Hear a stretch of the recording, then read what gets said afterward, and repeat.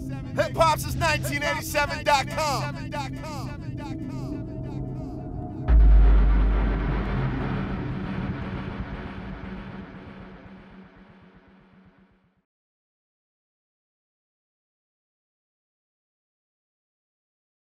Hip hop since 1987. We're live in the A right now, and I got a cat from the West Coast that's been doing his thing for some time with the pen, who's now looking to do his thing with the microphone. He goes by the name of Eric Bellinger. How you feeling today, sir? I'm good, man. Feeling real good. Happy to be out here in Atlanta. The weather ain't too bad, so I'm cool. Now talk to me. As we gave mention to, you're from LA, but you're out here in Atlanta right now. How's your time been in Atlanta, and what you been working on out here? So basically just came out here to, notify people of the album, let everybody know cuffing season is coming. I got a release date for it finally. 7/7 is the date, and man, just out here just meeting up with as many people as possible to spread the word. So as you just gave mention to, your new project, Cuffing Season, will be coming out 7/7. Yeah. Talk to us a little bit about the theme behind Cuffing Season and why you decided to go with that title. Okay, so basically I put out a mixtape. Mixtape was called Choose Up Season. Choose Up Season was the dating game, you know what I'm saying? It was the single life, it was the clubs, it was the parties, all that kind of stuff. And Cuffing Season is about when you do choose up, you feel me? So you got Choose Up Season and mixtape, boom, boom, boom, boom. You choose up, boom, Cuffing Season now. And you got the one, and y'all doing y'all thing, y'all turning up, just the two of y'all, but you still turning up, you know what I mean? So it's love songs, but it's swagged out, they hood, you know what I'm saying, 808, street, edgy, and it's just letting people know you can still turn up, but you can have that one that you're turning up with. I'm not mad at that at all. So for your fans who have already been following your movement and who are in tune with what you got going on, your project, The Rebirth, how will this project, Cuffing Season, differ from that project, or will there be any similarities that fans can be looking forward to? Yeah, definitely a lot of similarities. As far as conceptually, that's the only difference, really. The Rebirth was kind of all over the place. It was just where I was at the time. You got songs like I Don't Want Her, you know what I mean? If they ain't looking, I Don't Want Her. You got songs like Drake's X, to where it's like, now I'm popping and why wasn't you here? You know what I'm saying?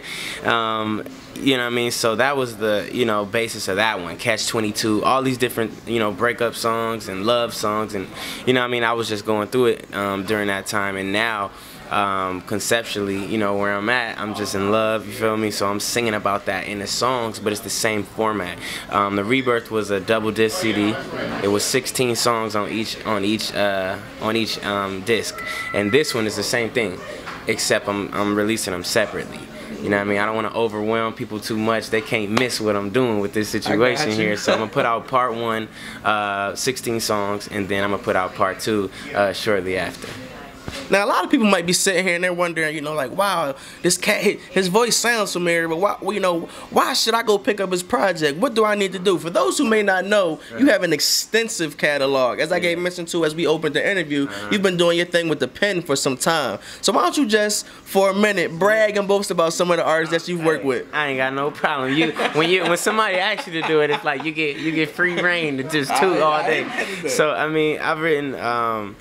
Man, a lot of songs for Chris Brown, a lot of songs for Usher. One that I'm more familiar with is like Fine China, Let Me See for Usher, New Flame, Chris Brown, Love More, Chris Brown, Right Here, Justin Bieber and Drake, Disrespectful, Trey Songz. Man, it's been a lot of songs, you know what I'm saying, that I've been contributing to behind the scenes. A lot of them are co-writes, you know what I mean, that I can't be like, yo, that's all me, you know what I mean. It was a lot of people that I worked with on them, and the songs, you know what I mean, I look at it like they open the door for me to, present my artistry to the world. So let me ask you this, from your standpoint as an artist, does anything differ, and if so, what? When you're creating music for yourself versus composing music for another artist, what are some of the different things that cross your mind, and what is that formula like? Well, for me, as far as writing for other artists, I always try to tap into their world. You know what I mean? And when I'm writing for myself, the songs are personal. You know what I mean? I think a lot of people take songwriting from the angle of just trying to write a good song and hope it gets picked up.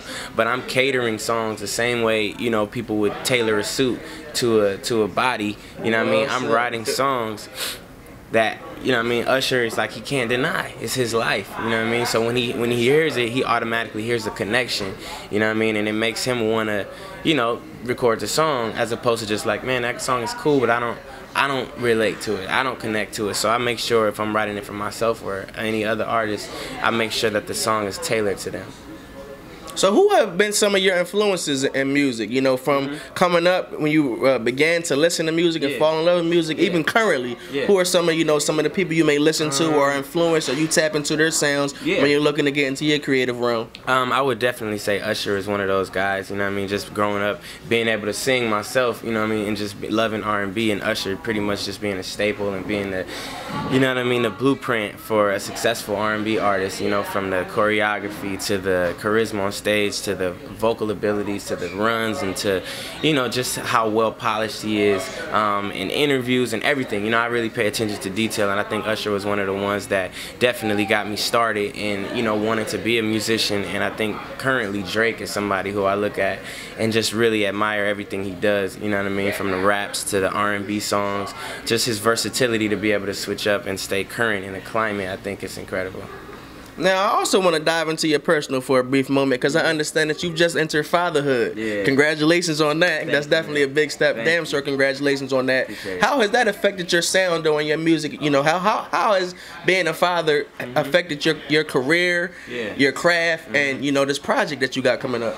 Man, I think in a sense, you know, it's really just confirmed, you know what I mean, a lot of things about me and my purpose and my calling, because, you know, my music has headed in the direction of, you know, where I'm talking about love, you know what I mean, I'm talking about getting you one woman, you know, settling down and, you know, just trying to make a difference in the society and make a difference in the generation and be an example to where, you know, people are taking care of their responsibilities, you know what I mean, you get one woman, you treat her right, you know what I mean, and these are basic 101 principles that have just tended to go astray because of the, you know, the way that the world is today. So I'm like, all right, I'm gonna try to be the guy that's setting an example, and I think that the baby, you know, just has a lot to do with it, because I'm here, you know what I mean, I'm representing, I'm holding him down, and I'm going to work, you know what I mean, especially for him now that he's here. So it's all in alignment with my purpose and my calling to be here. I respect that, man. I damn sure respect that.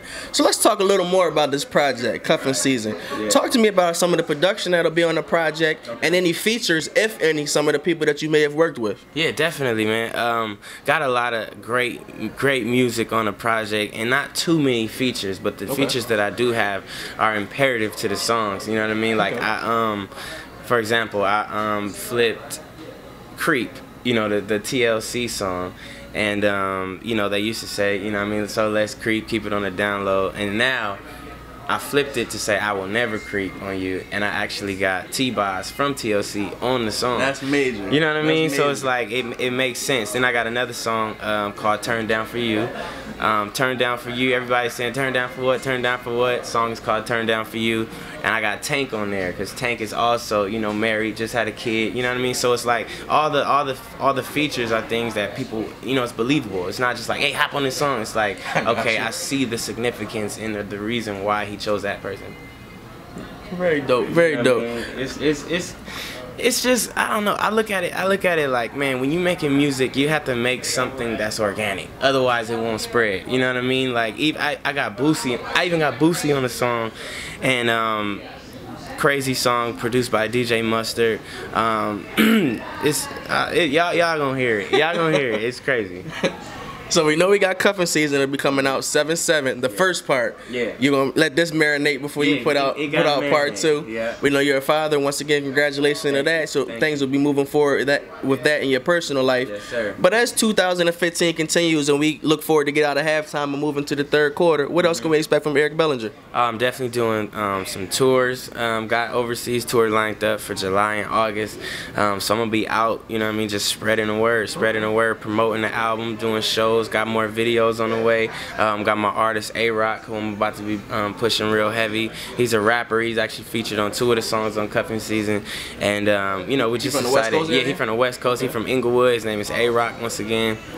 incredible rapper. Got 2 producers signed to us, production group called Southwest, and we just really building an empire, man. We building YFS to be the new household clique, you know what I mean, as far as, you know, how you had your Young Money, you got Good Music, you got Maybach Music, you got Rock Nation, and I just look at YFS to have the same type of umbrella effect over the industry.